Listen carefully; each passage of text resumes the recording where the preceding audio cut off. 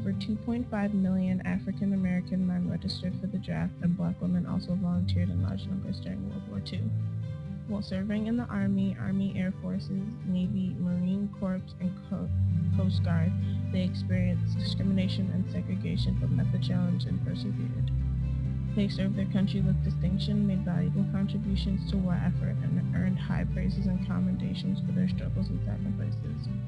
Despite a high enlistment rate in the U.S. Army, African Americans were not treated equally. Even though many African American men enlisted in the Army, none were officers. No matter what division, there was always a white officer in charge. In March 1944, the first 13 African American naval soldiers were commissioned. One of the first heroes of the war was ship's cook 3rd Class Doris Miller from Waco, Texas.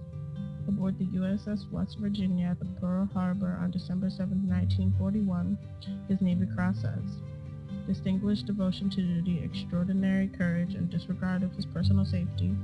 During the attack on the fleet in Pearl Harbor on December 7, 1941, while at the side of his captain on the bridge, Miller, despite enemy strafing and bombing and in the face of serious fire, assisted in moving his captain, who had been mortally wounded, to a place of greater safety and later manned and operated a machine gun until ordered to leave the bridge."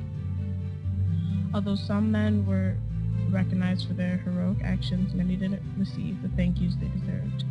Approximately 800 served on Iwo Jima, bringing up ammunition and supplies as well as evacuating wounded. Many of those men were not recognized by the public when they arrived home and only by their families. Reportedly, George Watson of the U.S. Army was the only African American to be awarded the Medal of Honor in the Pacific during World War II. His unit was aboard a ship which was torpedoed on March 8, 1943. Following the sinking of the ship, Watson repeatedly swam away from the life raft to save other men and bring them back to the raft until one time he swam away and never came back. Propaganda was also an issue for African Americans in World War II. Most posters and signs showed white men in uniform serving for their country. Men and women both enlisted in the Army and offered their services. African American women volunteered in large numbers in factories building ships, tanks, and airplanes. Others supported war bond drives, raised victory gardens, and assisted with scrap drives. During African American war efforts to help out, they were still racially segregated and discriminated upon. When black troops came back from the war, America had forgot about them, let alone even though they enlisted in the first place.